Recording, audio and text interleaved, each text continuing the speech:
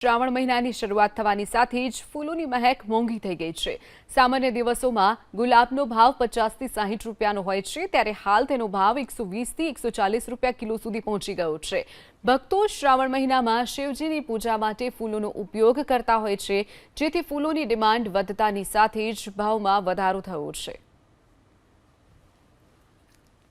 શ્રાવણ માસ ભોરા શંભુનો મહત્વ વધારે હોય છે, એટલે થોડો ગલગોટાનો ભાવ વધેલો છે, ગુલાબનો ભાવ બી વધેલો છે।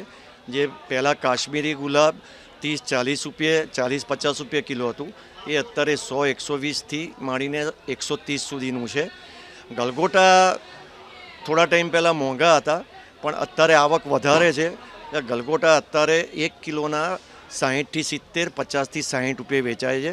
10 કિલોનું કેરેટ તમારે 500-600 રૂપિયામાં મળે છે। પ્લસ જે લીલીની જોડી કહીએ એ 4-5 રૂપિયા પહેલાં જોડી હતી, અત્યારે શ્રાવણ માસ તહેવારના હિસાબે થોડા વધારા ઉપરના હિસાબે 8-10 રૂપિયાનો એક પીસ વેચાય છે જોડી।